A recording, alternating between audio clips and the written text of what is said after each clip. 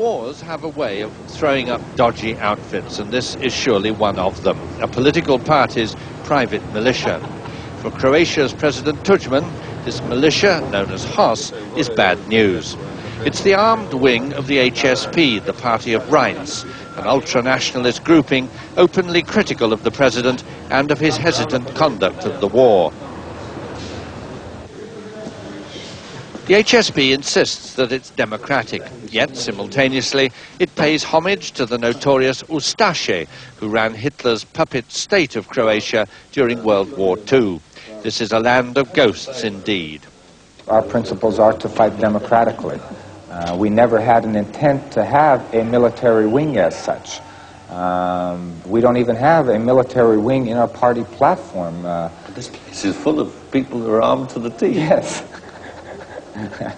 That is an anomaly for me as well.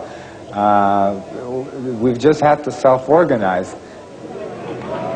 As we spoke, a crowd gathered, mainly of students, assembling illegally outside the HSP's Zagreb headquarters.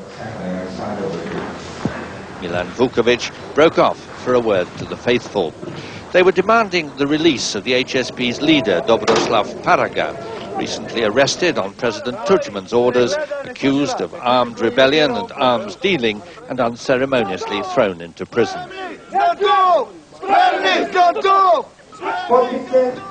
Za oslobođenje gospodina Dobroslava Parage, predsjednika Hrvatske stranke prava. A sada ja bih htio vam predstaviti gospodina Gorana Trdina, predsjednik od pravaške mladeži.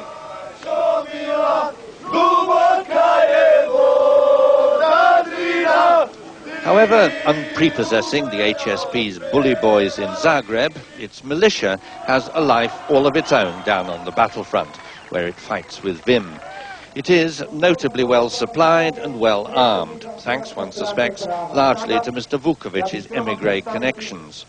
At a time when President Tudjman was dithering over whether or not physically to resist the forays of Serbian irregulars backed up by the army, HOS was dishing out guns and uniforms to those ready and willing to defend Croatia.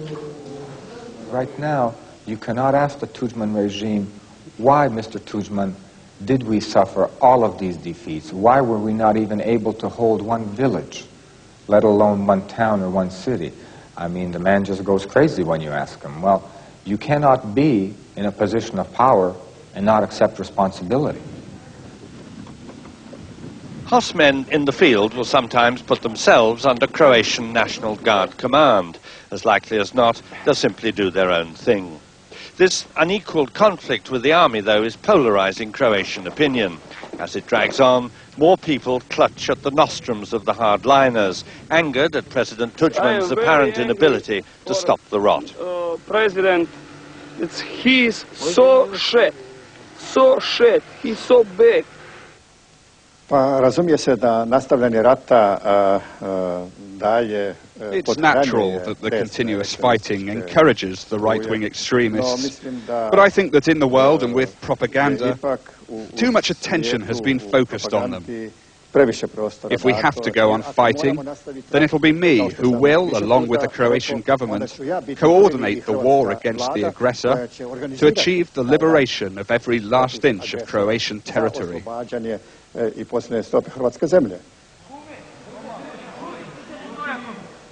Late in the day and from a standing start, the Croats are trying to tack together forces to resist the federal army. This particular scouting unit was training to fire mortars. The Croats have no air force, and whilst they're managing with light arms, they lack the heavier stuff, anti-tank weapons, for instance. The local commander, like others we met, had deserted the federal army to fight for Croatia. My unit is well equipped. Maybe there are some that are not well armed. It depends what their role is. But our unit needs only small arms, and we've got enough of them.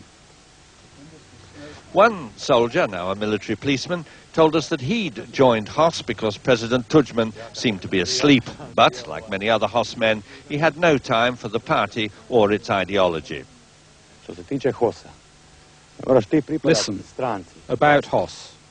You don't have to be a member of the HSP, because when people first went to fight to free our country, HOS was the only group that offered us uniforms and weapons. I don't have to agree with politics. I am not a member of it. Plainly, the Party of Rights and its powerful militia are a political hot potato. It is also interesting that HOS members in the field insist that they joined the militia of this extreme right-wing group because it fights, and fights well, and is well supplied with arms. They do not share its extreme ideology or political views. Not yet, anyway.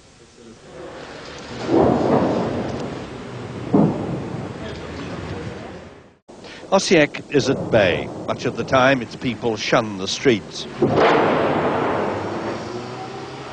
For months now, the Federal Army and Serbian irregulars have popped in, shot and shell with lazy abandon, blithely ignoring every negotiated ceasefire, killing 5 to 10 people a day.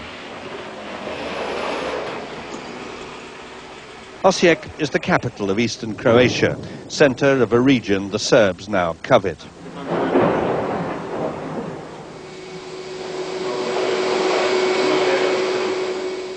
At the town hall, they strive, even in small ways, to keep the show on the road. A bright young mayor is at the hub of Osijek's resistance. We have to buy time. That's why I'm trying to internationalize the problem. But I think we can hold on for 2 or 3 weeks. What do you think is the army out there at the moment firing at this town, trying to achieve? It's trying to terrorize people, to get them to flee the city and cause fear. Fear.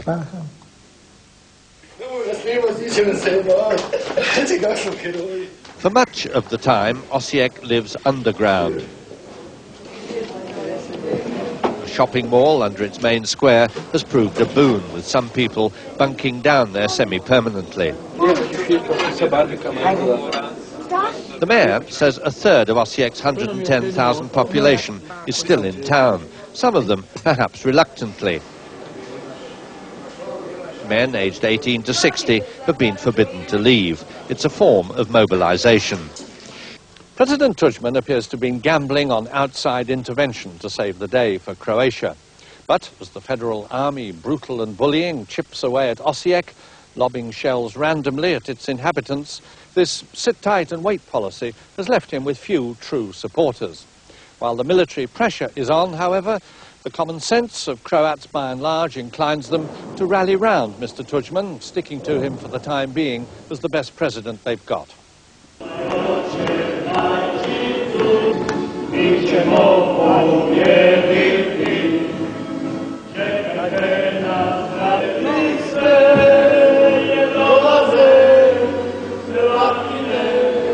A new Croatian song rouses spirits for what could still be a long march, as President Tudjman himself indicated. Serbia still calls the tune, for until there's a proper ceasefire, there can be no outside intervention. But as our local commander reminded the troops, Croatia still dreams of European aid and recognition.